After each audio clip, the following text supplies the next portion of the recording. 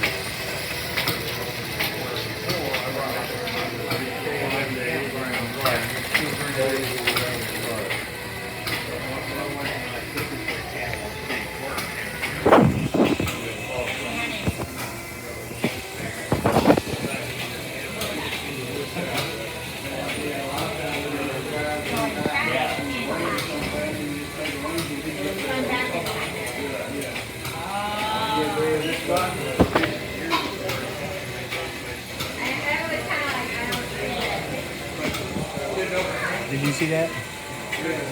Look at the clock. Yeah, it's going backwards. The top, the second hand is going backwards.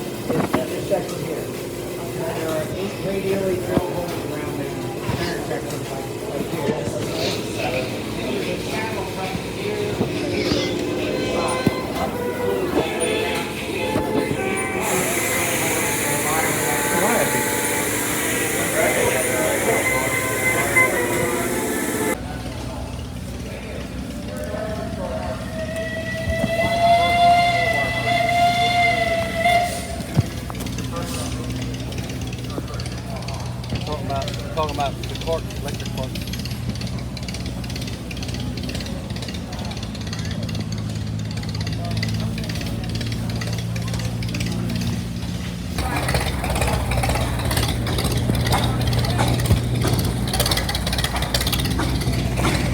Look at this, Aiden.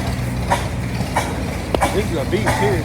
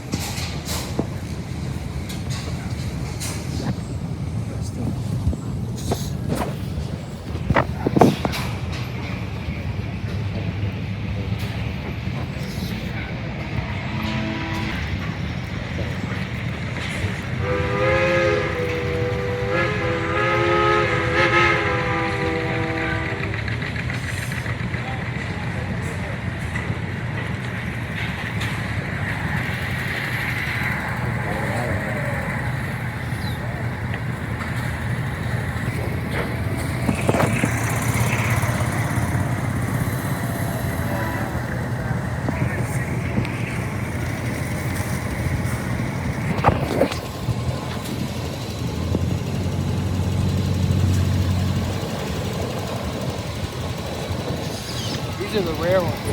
Yeah.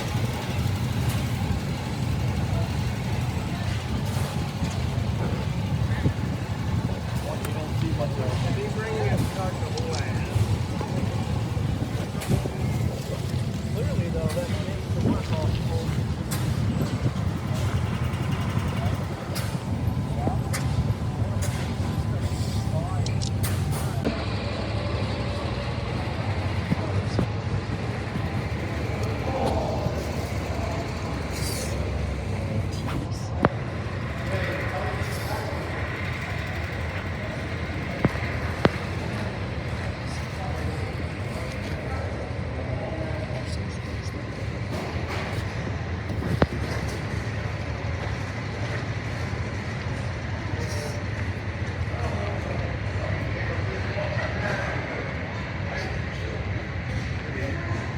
Crazy rat road.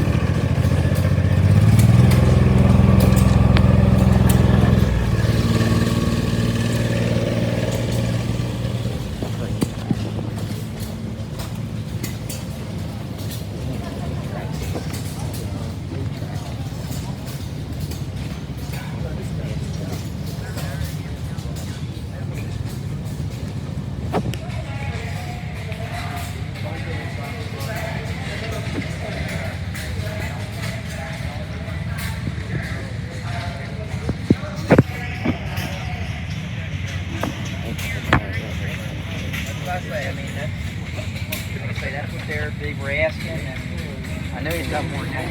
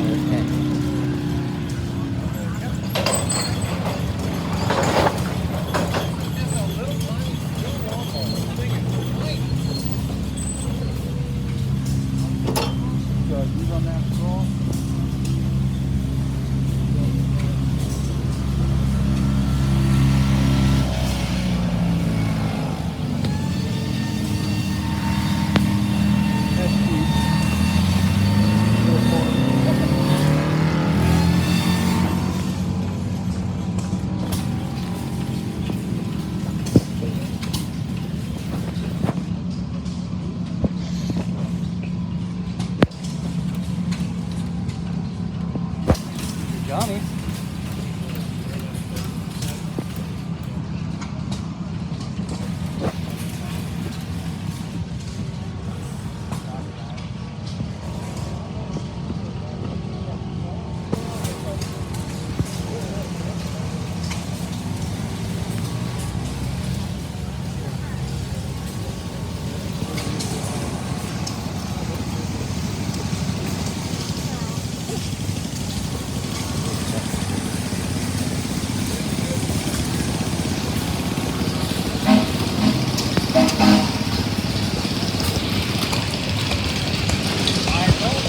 Look at him, look at all these little geeks.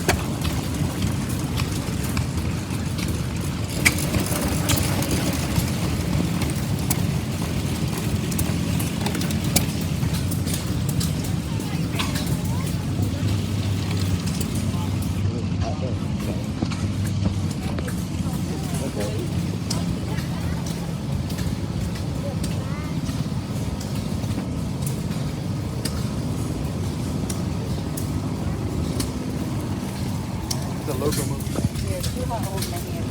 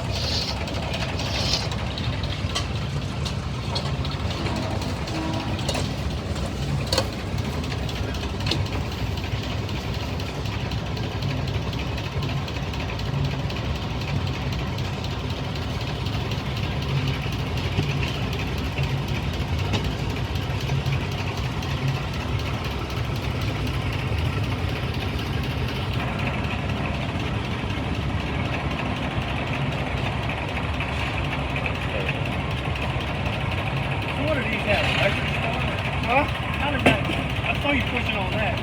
Now like an electric starter. Oh yeah. Okay.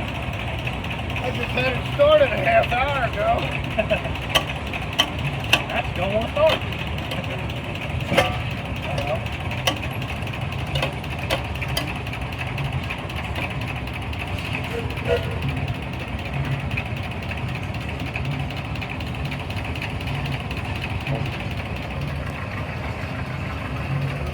But most of the bigger ones you have like this, they're all electric. No. They can be hand started.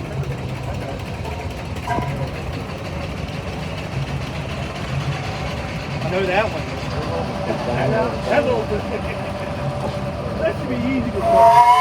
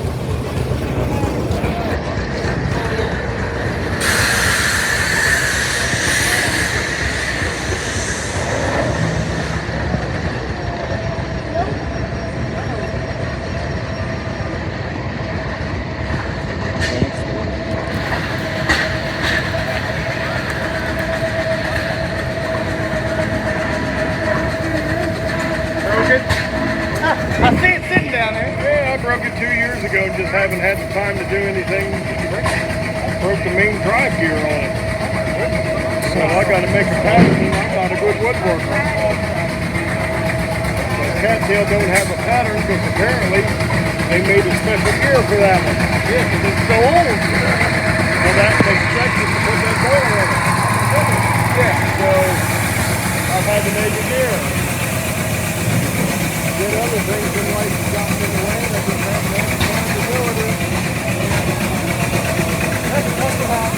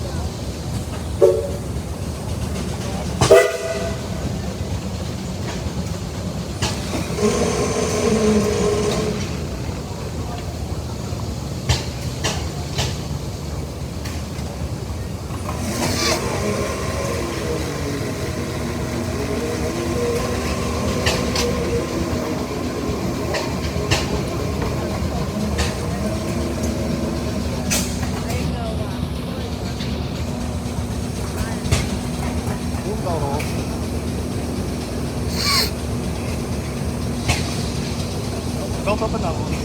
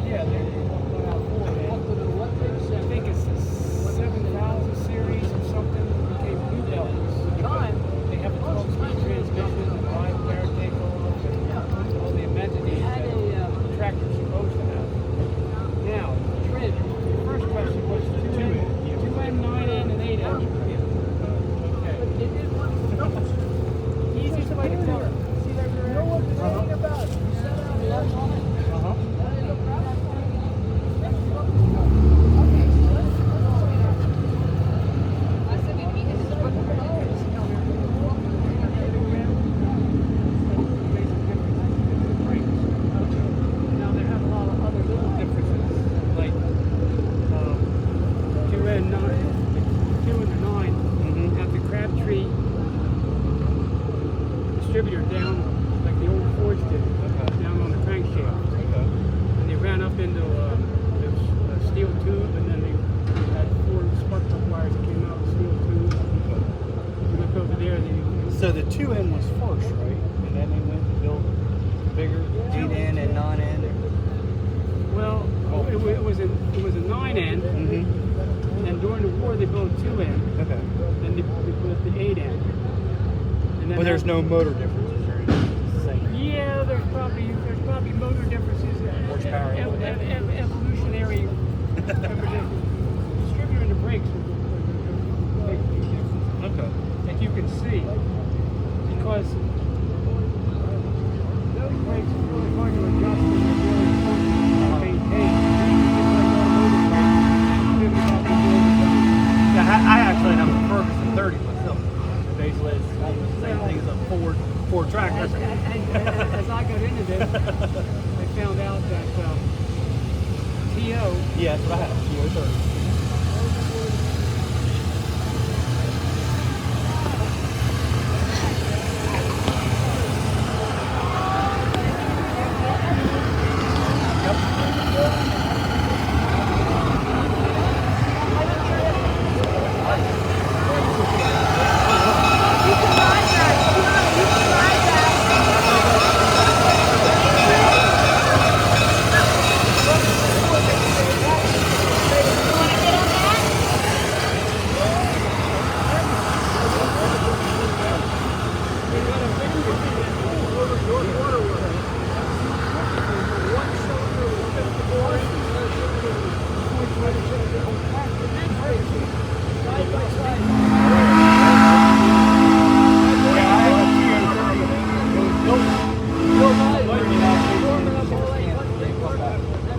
Actually, that's what actually helped with the surgery.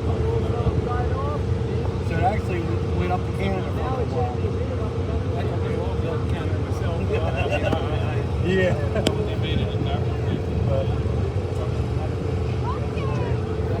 But the basic difference between an 8 and a 2N is a 9 and a 2. My brother was playing by the back axle. You look at a rail off there. 2Ns you rarely see. You see them every so often. They're more rare, I think, than the 8s and 9s. Well, they had a lot of aluminum in them. Okay. I think the original 2N had a. This whole gas was aluminum. They had the intake that came up here on a little pipe.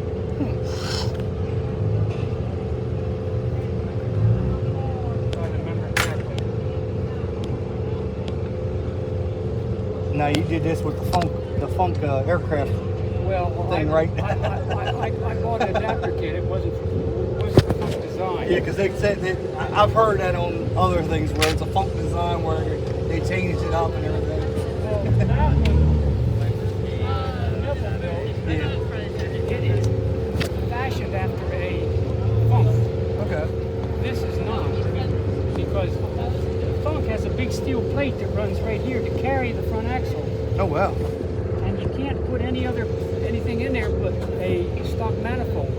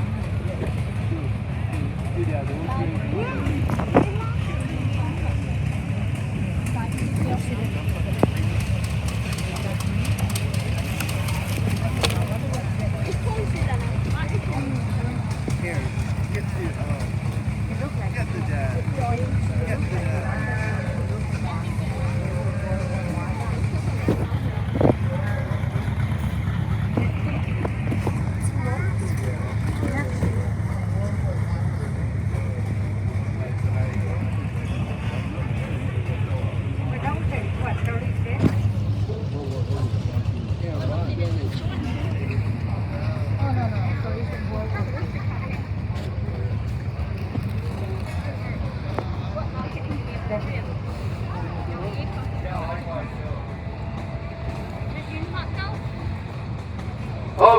ladies and gentlemen, it is parade time. Like I said, we normally have the antique autos first.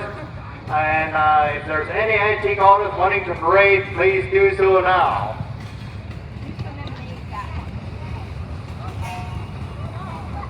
If not, we'll be looking to the steam engines to start the parade.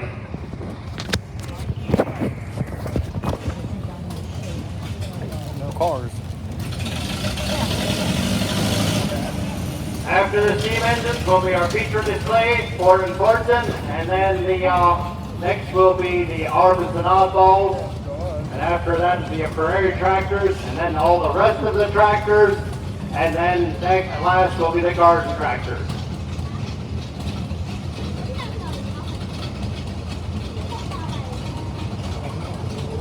Okay, we got the first steam engine coming down the track here. We have Tumble is very fortunate to have such a nice lineup of steam engines. There's very few shows that can surpass this, and we have such a nice variety of them too.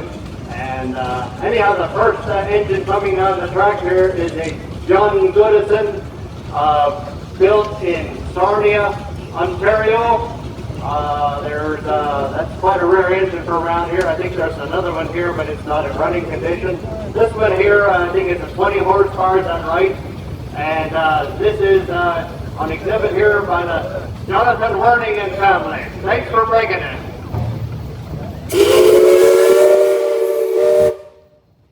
Next one here is the 13 horsepower Russell. This is owned by Andrea Biesecker. And this little 13 draw bar horsepower, but this little 13 horsepower engine pulled over 70 horsepower on the dynamometer very consistently. And it's a great little engine, and this was built in 1901. So, boy, if I'm 120 years old, if I'm even walking, I'll be lucky. They got a picture of the boss, the steer there on the side, and one guy said he wonders why it has the tail up in the air a little bit. Next one here is Case steam engine. This is Rough and Tumble's Case steam engine. I would say that I'm told it was a 75 horsepower, is that right? Case was one of the companies that built steam engines much longer than many other companies. A lot of these engines, unlike the engines that we have, the bricks and so forth, these were actually heavy flying engines. We actually saw more of these. Anyhow, look at this here. They're kind of working together here. The idea here is to keep that hitch pin off the ground and also not tear the string. This case is followed by a Dave Super's family, 1915 Frick, 7.5 horsepower Frick E-clip. Another beautiful engine here. That's quite a feat there. Takes some real teamwork to work together there to keep that in line there.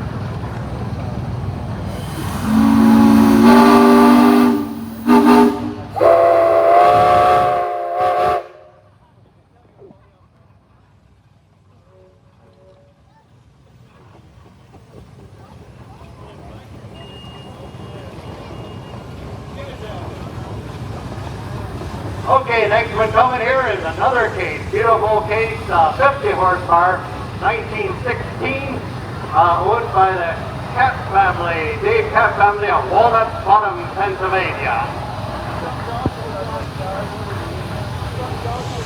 The engineer is Joshua Keck. Thanks for coming.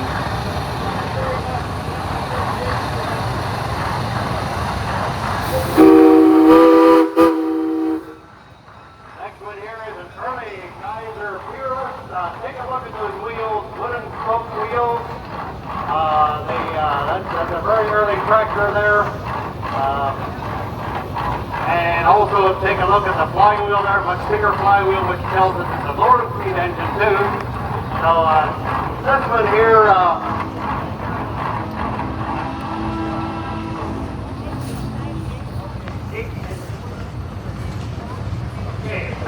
this is built 1898. This is probably the second second oldest tractor on the grounds here, and it is here exhibited by Jesse Byers, built 1898.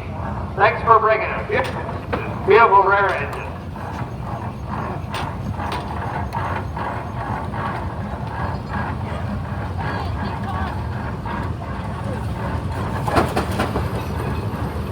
Okay, we have an A.G. Baker here, and this engine here is a 23 12-bar horsepower, 90 build horsepower.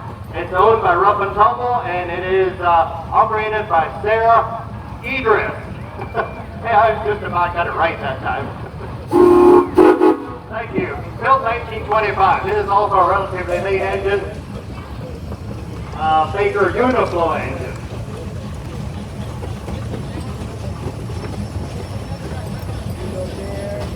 Oh, that's so counterflow I was told. Never got retrofitted. Hey, thanks for the information there. Next one here, we got another Frick Eclipse built in Waynesboro, Pennsylvania, 1921. Frick 8.5 by 10. It's owned by Josh Nace. And another beautiful engine here. Yep, thanks for bringing it there.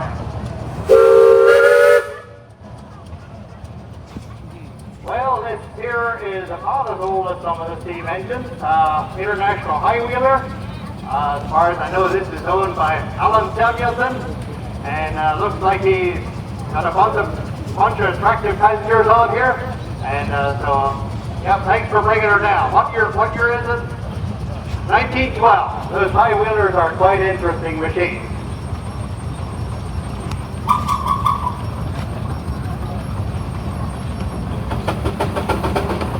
Next one here is an advanced Rumely steam engine. That's an engine we don't see that much around here. This engine is owned by Alan Samuelson. Rumely, of course, later on became the company that built all the oil molds. But this was an urban engine here. What year? 1920. And what horsepower? Okay, 1920, and it was a 20 12-bar horsepower, 60 build horsepower. Thanks for bringing it. That's another heavy engine there. Here we have a smaller advanced steam engine coming. 6 horsepower advanced Rumely. Some of these small engines definitely had their place on smaller farms. Okay, that's right, they did it for reproduction of a 6 horsepower, but it's built by Jonas Stutzman. In 2014, they did a great job. Thanks for bringing it. Here we have a Buffalo Springfield steamroller. I think it's a 10-ton roller. And this one has a double-cylinder engine on it, runs real quiet there.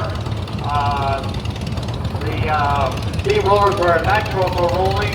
They were heavy to begin with, so there were even townships that tore the steam engine out, put a gas engine on it later years to keep them going because of the weight.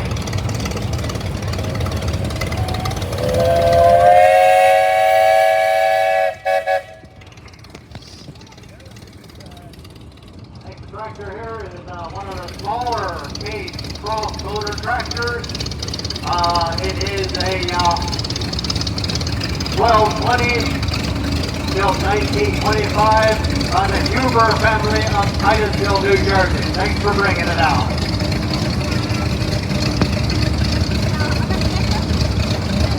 Here we have a Fordson F, built 1924. Exhibited by James Yorn of Douglasville, Pennsylvania. Thanks for bringing it. And following, we have a Galleon Road Freighter here.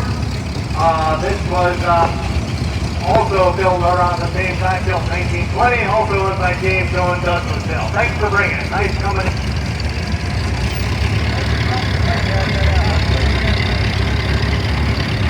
Oh, here we have a hot rod. Oh boy, Evan Brubaker, you're going to need a lot more room than this to take off today.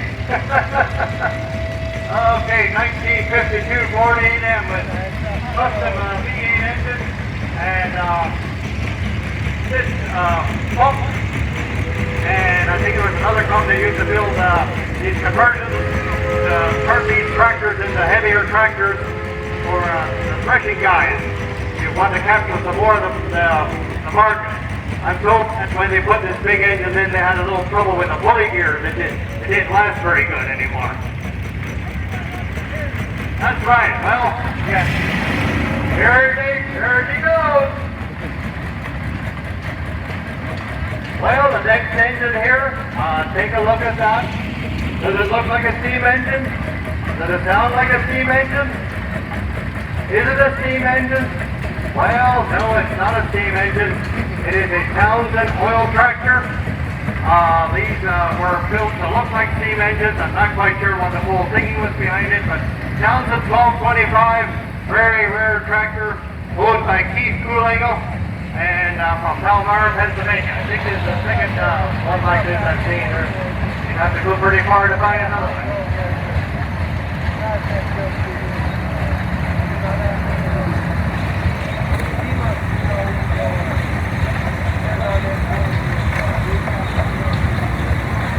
Next one here is an all-road T46 with a 3-cylinder engine in it, 3-cylinder diesel, owned by Holland Wood, built 1962. That little T46 was one of the best small crawler loaders they ever built, and I'm not biased either. Next Super 88 diesel, hey, got Holland Wood himself on it here. Hey, how you doing, Harlan? Good to see you out here. Super 88 diesel. Wide front end, all the works there. Sounds good. Case model SO. This is piloted by Allison Asto. Hey, Oxford, Pennsylvania, we like to see our young folks getting involved here. 1952 case model SO. S Orchard. Thanks for bringing it, Allison.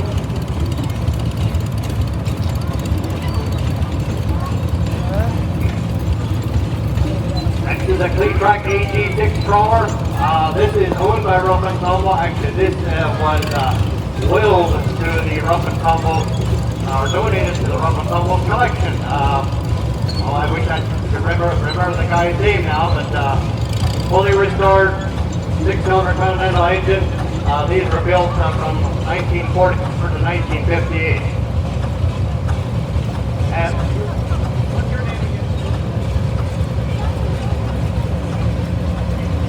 this is driven by Nick. Thank you, Nick. And I saw Nick out there in the dirt moving area. He was starting to move dirt like a pro. His mom's getting a little worried about her flower beds right now.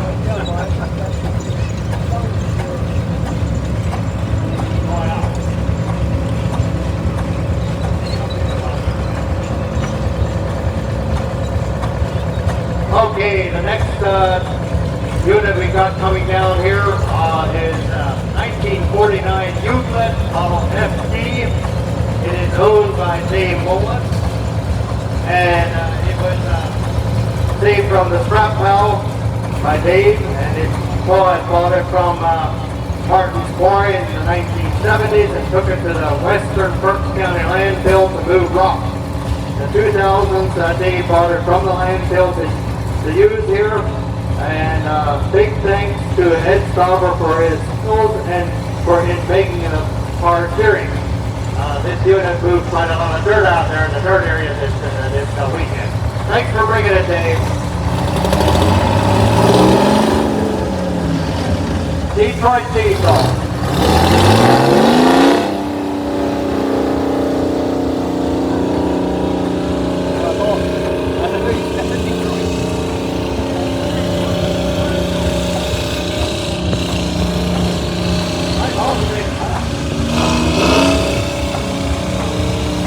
Okay, next tractor coming down the track here is a very rare tractor, a Fairbanks Morse tractor.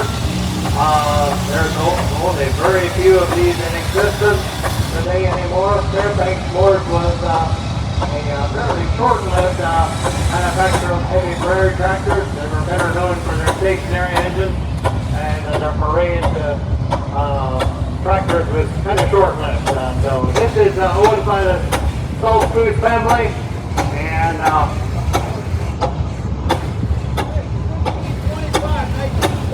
okay, built 1912, 15 drawbar horsepower, 25. Built horsepower, 15, 25. Thanks for bringing it. Next tractor coming down the track here is built by myself, Landon Zimmerman. This is a experimental, however. There were only 3 of these built.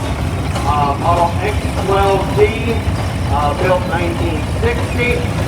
White Motor Company bought the company in November 1960, and they elected not to take the project any further, very effectively killing what could have been a very successful tractor. Power shift transmission, power steer, torque converter, 80 horsepower engine, power steer, quite a deal. It'll really push dirt. And driver is Leon Ray Martin. Thank you, Leon.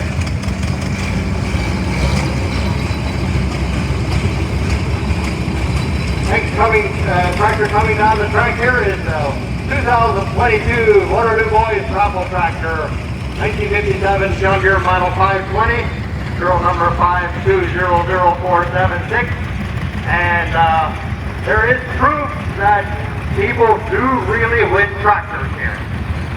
Because there'll be proof following here very shortly. So you guys, $5 might get you a tractor. Thanks for bringing it. And here we have Harry Clark, John Deere 1943 John Deere H. Harry Clark from Westchester, Pennsylvania. Thank you, Harriet. 1941 John Deere H. Owned by Harry Deacon Harry Clark. Driven by Cody High. Thank you, Cody. Nice to see the young guys get involved here. Put up, Cody. Okay, here comes Dick himself. Slide here includes the young generation, Dick. 1953 John Deere 40. Thank you, Dick. John Deere Model AR, built 1940. Owned by Lester, St. Peters, Pennsylvania. Thanks for bringing it. Unstyled AR. John Deere 8, built 1941. Andrew Rose, George, Delaware.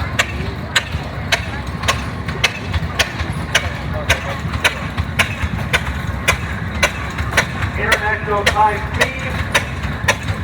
Very early tractor. This is owned by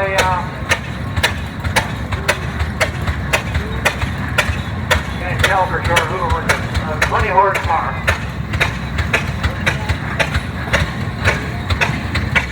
Beautiful early tractor. This is really, I think, their first gear drive. Their first collision friction drive tractor.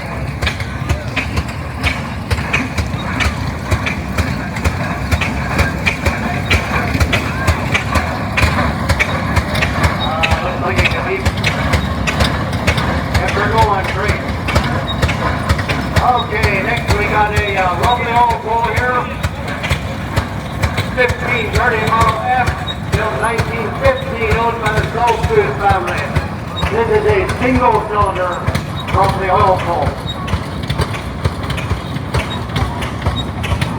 1530 was a little brother to the big 3060 Model E. Big prairie tractor. Used to bring up the prairie.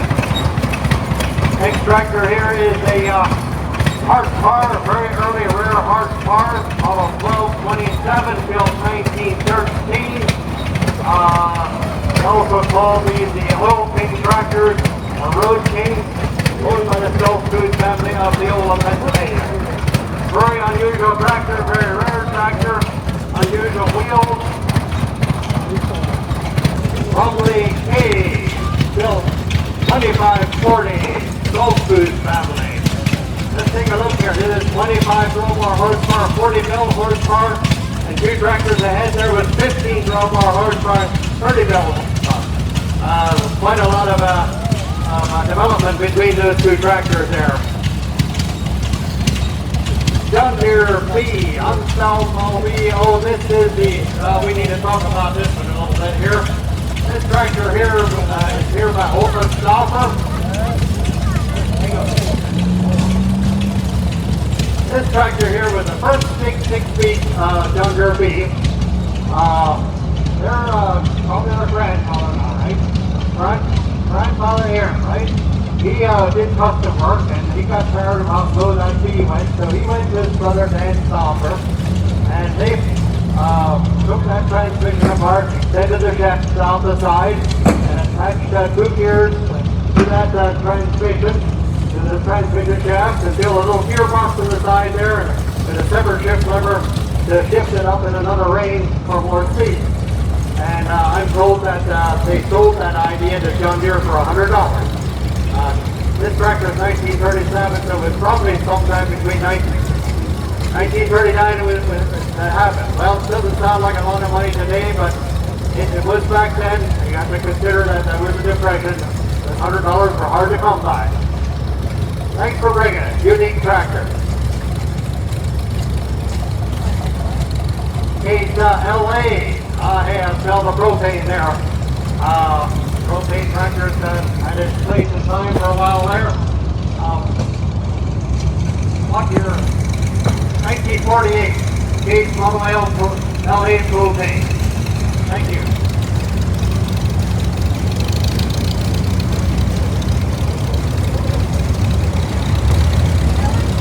Next we have a Carmel Super H. Built 1953, owned by Bruce Townsend of Lebanon, New Hampshire. Next we have a Farmel B, built 1939, Clinton Cox, Rising Sun, Maryland. Hey, how you doing, Dave? Thank you.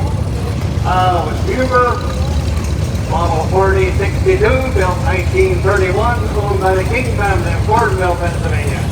These are big, heavy threshing tractors.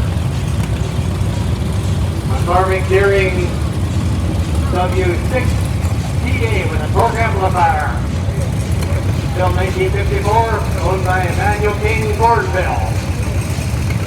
Farmel M, built 1950, also owned by Emmanuel King Gordonville. Farmel A, offset Model A, well they were all offset, and cultivating tractors, owned by Lester King of Gordonville.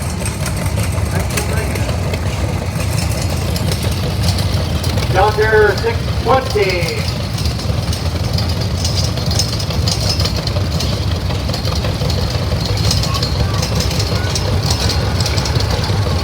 1956, owned by Paul Hurst, driven by Mr. Paul. John Deere B, unsold John Deere B, built 1936, owned by Stephen Tozier, New Holland. 1935, unsold Model B, owned by Stephen Tozier of New Holland. And here we have another John Deere B coming, driven by Mr. Paul's brother. Not built 1938. Who's the owner? John Deere 70, owned 1953, John Deere 70 gas, also owned by Stephen Tozier, New Holland. Ford 9N. Here is, or this is a 2N, I'm sorry. This was right after World War II. They renamed the 9N. There wasn't a lot of changes between the two, but they were able to apply for a different pricing structure than when they did that. Built 1946, Jeremiah Reamer of Broadway, Virginia. 1948, Ford Model 8N, Joshua Reamer of Newburgh, Pennsylvania. That's a correct Ford two-bottom plow on the back there. It looks like it's got a motor jug for a long day in the field. Alice Tower QC, built 1935. This was really the first factory farm tractor unrubber. That's where it all pretty much all started. Barney Oldfield, he ran around the racetrack at 60 miles an hour or whatever, and for the publicity stunt. But the Alice Tower QC model was got its start there. 1958 Marble 130, Sandy and Joe Weidel, Columbia, Pennsylvania. As you can see, the 130 is also an Olmsted tractor, and that has the correct single bottom fast hitch plow on the back. 1955 John Deere 60, owned by Sandy and Joe Weidel, Columbia, Pennsylvania.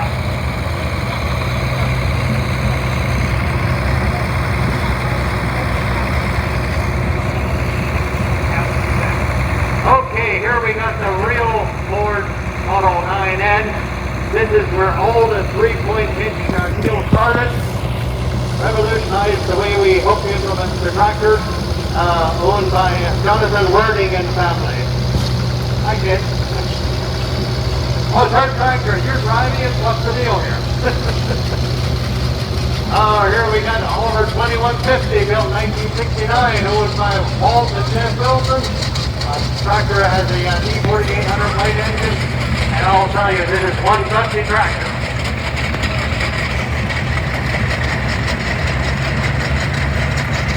Caterpillar D2.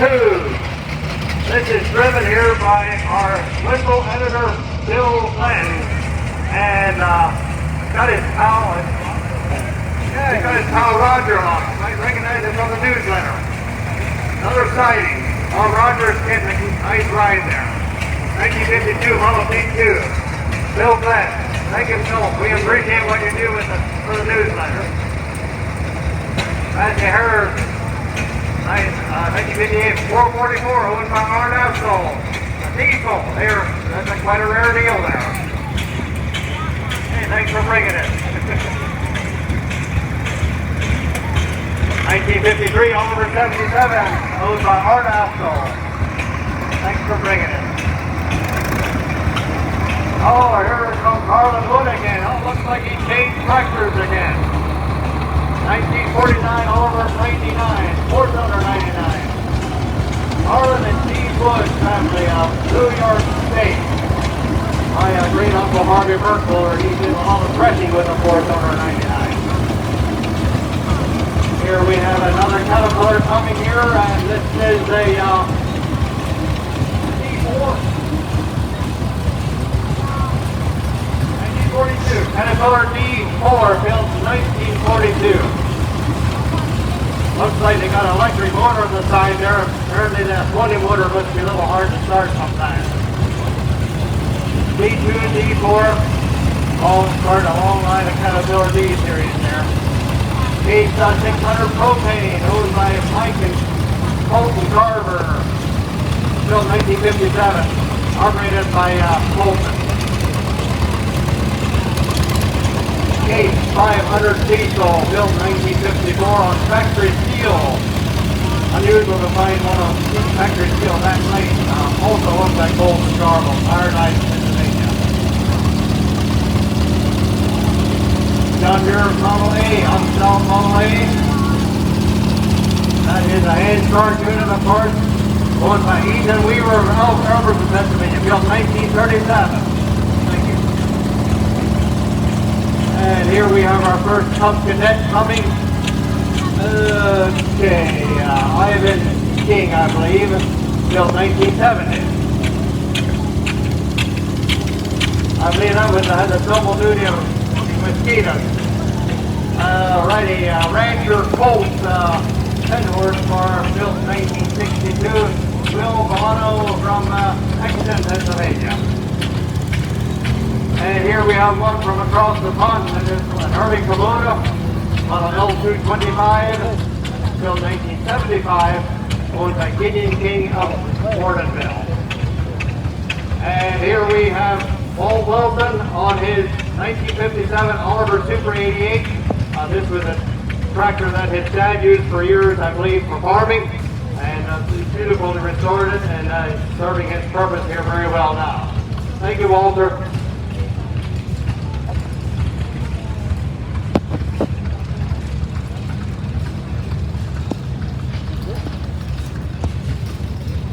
Okay, ladies and gentlemen, I believe that concludes